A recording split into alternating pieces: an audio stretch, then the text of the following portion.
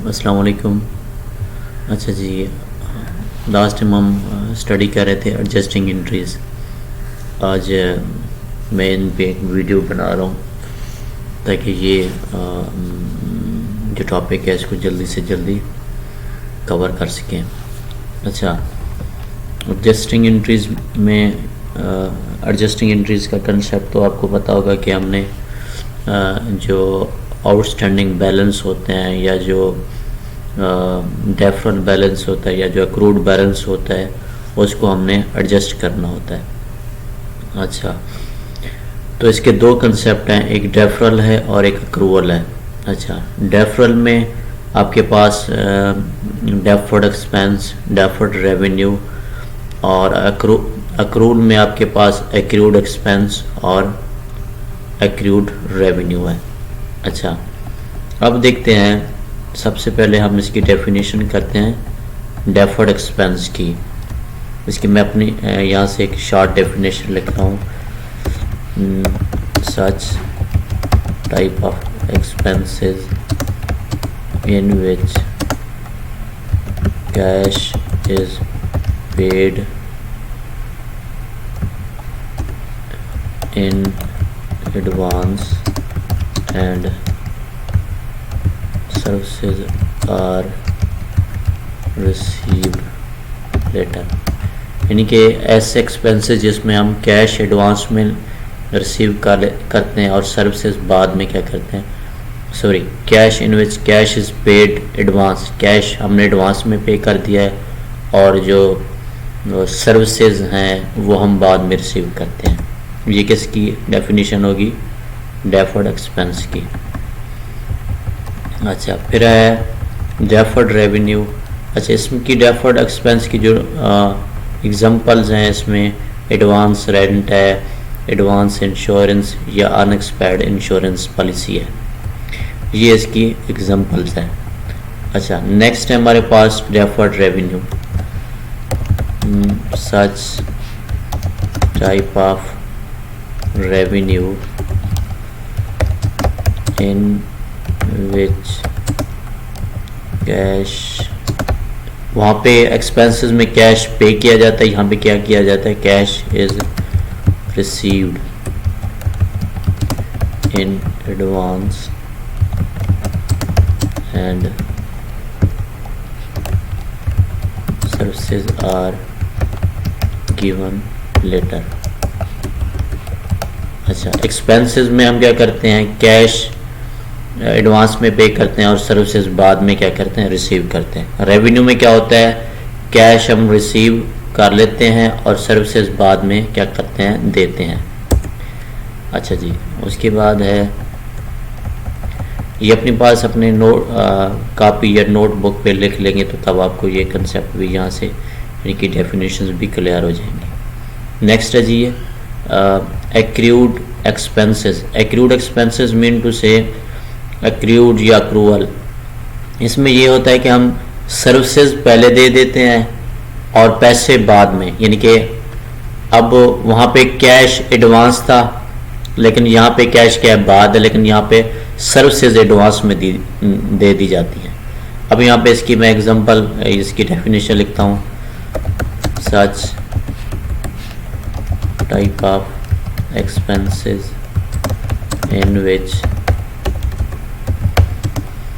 services are received in advance and cash is paid later। यानी कि accrued expenses में जिसमें सर्विसेज हम पहले ले लेते हैं और कैश बाद में क्या करते हैं? पे करते हैं। इसकी एग्जांपल है जी वेजेस पेबल, यानी कि आपने जो आपके पास डेली उजरत पे या वीकली उजरत पे आपके पास जो मतलब है कि लेबर आती है, आप उनसे सर्विसेज ले लेते हैं और उनको क्या करते हैं? वेजेस बाद में पे करते हैं।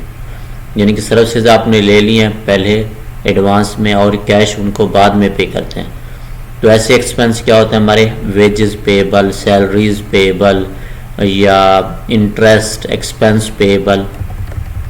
ठीक है, अब एक्रूड रेवेन्यू, एक्रूड रेवेन्यू में क्या है, ऐसे ही रेवेन्यू जिसमें हम क्या करते हैं, सर्विसेज पहले दे देते हैं और कैश क्या करते हैं बाद में रिसीव करते हैं। सच type of revenue in which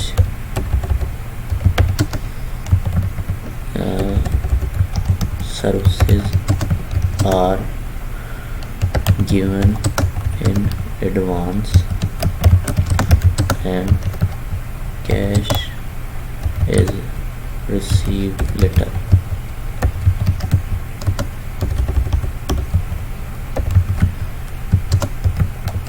cash बाद में क्या करते हैं, रिसीव करते हैं।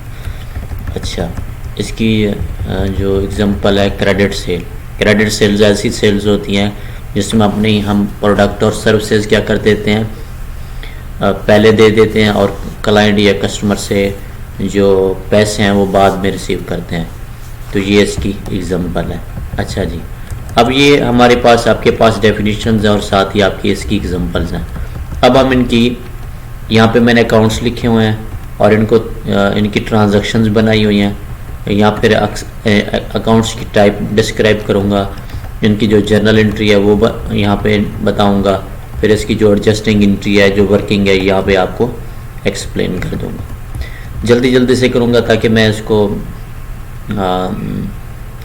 शॉर्ट वीडियो इसकी बना सकूँ। अच्छा जी, अब देखिए इंश्योरेंस है, ये डेफर्ड एक्सपेंस है। इंश्योरेंस क्या किया है आपने डेट पे कंसंट्रेट करना है और उसकी अमाउंट पे कंसंट्रेट करना है। ऑन जैन फर्स्ट जैन को परचेज 1 ईयर पॉलिसी ऑफ 1200 की आपने इंश्योरेंस पॉलिसी क्या की है, परचेज की है। तो ये केस के लिए 1 ईयर यानी 1 साल की पॉलिसी है। अगर मैं अच्छा 1 साल की है तो इसको मैं इस तरह करता हूँ 1200 डिवाइडेड बाई 12, तो ये 100 यानी कि 100 जो इसकी अमाउंट बनती है वो पर मंथ के लिए बनती है। यानी कि 1 महीने की अगर मैं आपसे पूछूं यार 1 महीने की इंश्योरेंस पॉलिसी की क्या वैल्यू है, आप कहेंगे कि 1200। अच्छा, अब यहाँ पे इसकी पहले तो जर्नल एंट्री करता हूँ। ये जो इसकी जैन फर्स्ट को जिसने 1 ईयर पॉलिसी परचेज की, जर्नल एंट्री क्या होगी, एक तो इंश्योरेंस जो अनएक्सपायर्ड इंश्योरेंस है, ये जो प्रीपेड इंश्योरेंस है क्या होता है हमारा, एसिड होता है। मैंने आपको कहा था कि डेफर्ड एक्सपेंस हमारे क्या होते हैं, एसिड होते हैं। एसिड इंक्रीज हो रहे हैं। इंश्योरेंस अनएक्सपायर्ड इंश्योरेंस क्या हो रही है,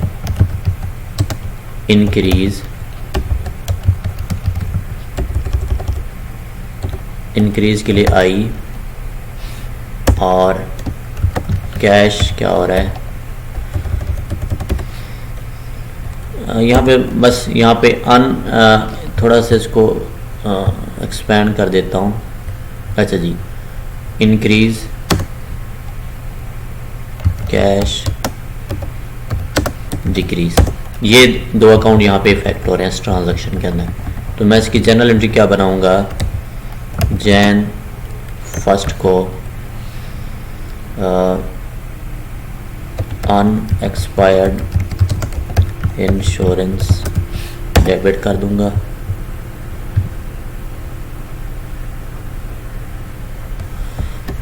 और कितने से डेबिट करूंगा, 1200 से, यहाँ पे डेबिट और यहाँ पे क्रेडिट। जैन फर्स्ट को हमने क्या किया है, कैश पे किया है,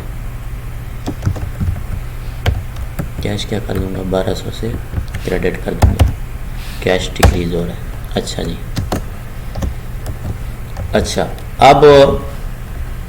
अब इसकी हमने एडजस्टमेंट बनानी है। जनरल एंट्री तो हमने क्या कर लिया है, इसकी कर लिया।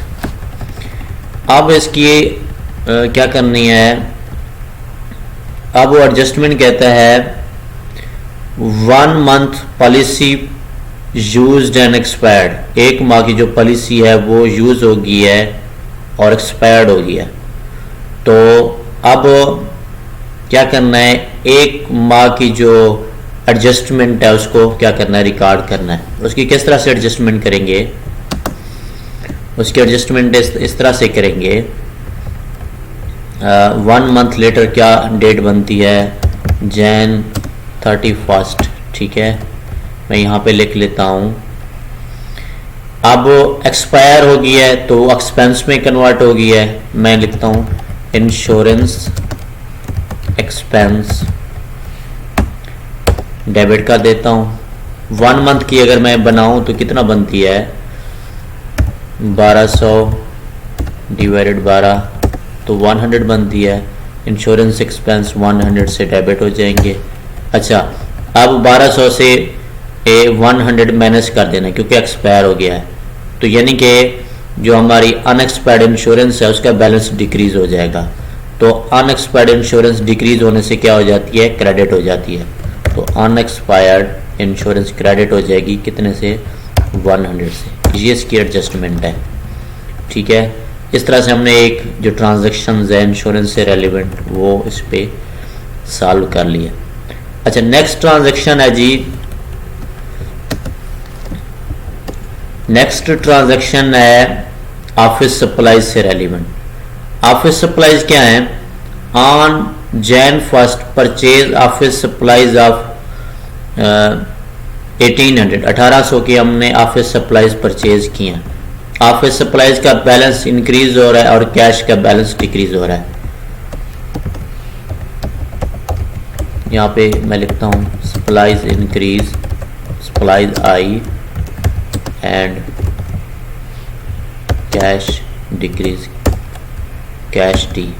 तो यहाँ पे लिखता हूँ Jan 01 supplies debit, supplies asset है तो सप्लाईज क्या हो जाएंगी, डेबिट 1800 से।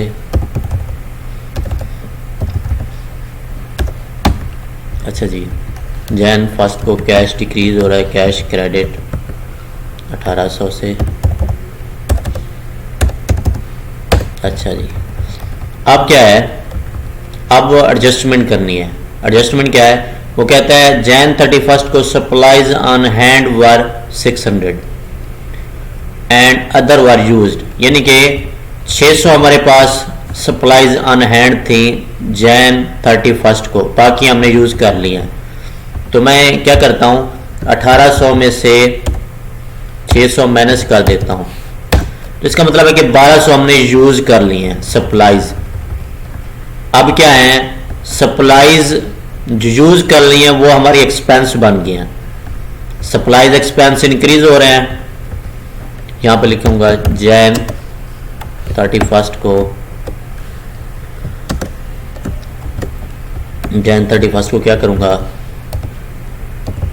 सप्लाईज एक्सपेंस क्या हो रहे हैं, इंक्रीज हो रहे हैं 1200 से, और सप्लाईज ऑन हैंड अब कितनी है हमारे पास, 600 है, तो 1200 क्या हो गया, सप्लाईज यूज हो गया, सप्लाईज डिक्रीज हो गया। तो क्या करेंगे, सप्लाईज क्रेडिट कर देंगे 1200 से, ठीक है। जो यूज हो गई है 1200 वो एक्सपेंस, और सप्लाईज का बैलेंस 1200 से डिक्रीज कम हो रहा है, तो मतलब है कि डिक्रीज हो गई हैं, माइनस हो गई हैं, तो सप्लाईज क्या हो जाएंगी, क्रेडिट। अच्छा, इस तरह से प्रीपेड रेंट, ये अपने पास प्रैक्टिस करेंगे और इंशाल्लाह जैसे क्वेश्चन करेंगे ये आपको इजी हो जाएंगे। एडवांस रेंट, अब एडवांस रेंट है, आपने क्या किया है, इसके ऐसे पढ़ते हैं इसको, on Jan 1 paid 3000 for 3 month as advance. Jan 1 को आपने 3000 3 महीने का रेंट एज ए एडवांस पे किया है। पहले तो इसकी जनरल एंट्री करते हैं। एडवांस रेंट आपका एसेट है, इसका बैलेंस इंक्रीज हो रहा है आई, एंड कैश कम हो रहा है, कैश डिक्रीज हो रहा है। तो पहले इसकी जनरल एंट्री करेंगे, Jan 1 एडवांस रेंट क्या हो रहा है, डेबिट 3000 से। अच्छा, उसके बाद जैन फर्स्ट को कैश कम हो रहा है 3000 से, क्रेडिट। अच्छा, अगर आप मैं कहूँ कि यार ये 3 महीने का है 3000, तो एक महीने का कितना बनेगा, 3000 डिवाइडेड बाई 3, तो 1000 रुपया एक महीने का बनेगा। अच्छा, अब एडजस्टमेंट क्या है, वो कहता है 1 month advance used, record entry on December 31। आपने जनवरी का जो रेंट है वो यूज कर लिया है, तो इसकी आप क्या करें, एडजस्टिंग एंट्री इसकी करें। तो ठीक है, हम कर देते हैं। कैसे करेंगे, जैन 31 रेंट एक्सपेंस, ठीक है, एक्सपेंस डेबिट कर देंगे 1000 से, और एडवांस रेंट 1000 से अब कम हो गया है, तो वो क्या हो जाएगा, डिक्रीज हो जाएगा, क्रेडिट एडवांस रेंट का अकाउंट कम हो रहा है 1000 से, क्रेडिट हो जाएगा वो। अच्छा जी, इसके बाद है डेप्रिसिएशन। नेक्स्ट है डेप्रिसिएशन। डेप्रिसिएशन क्या होती है, यानी कि decrease in value of intangible asset, जो ऐसे एसेट जिनको हम टच कर सकते हैं उनकी वैल्यू में कमी को हम क्या कहते हैं, डेप्रिसिएशन कहते हैं। Decrease in value of intangible asset is called depreciation. अच्छा, अब ये है कि हमने एक on Jain first purchase machine of 12,000 and it's use for life is 5 years। एक हमने मशीन परचेज किया है और उसकी जो वैल्यू है वो है, मशीन की वैल्यू है 12,000 और उसकी जो यूजफुल लाइफ है वो 5 साल है। फिर वो कहता है एडजस्टमेंट में, पहले इसकी जनरल एंट्री करते हैं। एडजस्टमेंट में क्या कहता है, record 1 month depreciation expense on Jain 31। तो वो कहता है जैन 31 को एक महीने के बाद अब बताएं उसकी वैल्यू में कितनी डेप्रिसिएशन हुई है या कितना वो एक्सपेंस में कन्वर्ट हुआ है, डेप्रिसिएट हुआ है। अच्छा, पहले इसकी जनरल एंट्री करते हैं। जनरल एंट्री में क्या है, मशीन एसेट है हमारा, उसका बैलेंस इंक्रीज हो रहा है, machine increase and cash decrease हो रहा है। तो इसकी पहले जनरल एंट्री करते हैं। जैन फर्स्ट को मशीन का अकाउंट डेबिट कर देते हैं 12,000 से, और कैश पे कर रहे हैं जैन फर्स्ट को, तो कैश क्या हो रहा है, कम हो रहा है 12,000 से। अच्छा, अब इसकी यूजफुल लाइफ कितना है, 5 साल है। 5 को अगर मैं तो अगर इसके मंथ बनाऊं 12 मल्टीप्लाई बाई 5, 12 मंथ होते हैं एक साल में, तो 60 मंथ बनते हैं। अच्छा, अब क्या करता हूं, मैं 12,000 को डिवाइड कर देता हूं 60 पे, तो यानी कि हर महीने ये $200 क्या होगी, डेप्रिसिएट होगी, इसकी वैल्यू डिक्रीज होगी। तो अब क्या होगा है, अब होता है जी 1 month depreciation expense record 1 month depreciation expense on Jain 31। अब एक महीने के बाद इसके जो डेप्रिसिएशन एक्सपेंस हैं उनको रिकॉर्ड करें। अच्छा, इसमें जो एक अकाउंट यूज होंगे, एक होगा डेप्रिसिएशन एक्सपेंस का और दूसरा अकाउंट है अकामुलेटेड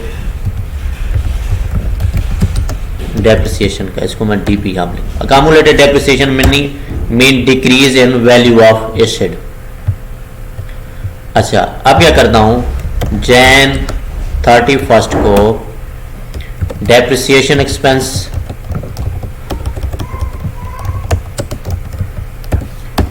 डेबिट कर रहा हूं 200 से, जैन 31 को अकामुलेटेड डेप्रिसिएशन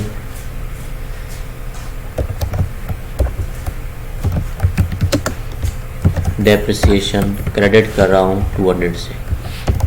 अच्छा, यहाँ पे अकामुलेटेड डेप्रिसिएशन आगे साथ ही मेंशन कर देता हूँ कौन सा एसिड है, मशीन, यानी कि मशीन की वैल्यू में डेप्रिसिएट हो रही है तो उसकी वैल्यू डिक्रीज़ हो रही है। जैसे ही एसिड की वैल्यू डिक्रीज़ हो तो वो क्या हो जाती है, क्रेडिट हो जाती है। ठीक है। अच्छा, यहाँ पे इस तरह से इसकी डेप्रिसिएशन की एंट्री कंप्लीट कर लेंगे। अच्छा जी, नेक्स्ट ये थी डेफर्ड एक्सपेंस से मतलब है कि जो जर्नल एंट्रीज उनको हमने रिकॉर्ड किया है। डेफर्ड एक्सपेंस से मुराद converting the asset into expense. अब हमारी है डेफर्ड रेवेन्यू। डेफर्ड रेवेन्यू की ऐसी रेवेन्यू जिसमें हम क्या करते हैं, कैश एडवांस में ले लेते हैं और सर्विसेज बाद में देते हैं। और ये जो हमारी डेफर्ड रेवेन्यू है ये हमारी क्या होती है, लायबिलिटी है। अच्छा, पहली इसकी जो एग्जांपल है उसको सॉल्व करते हैं। अच्छा जी, इसमें है जी अनअर्न्ड रेवेन्यू।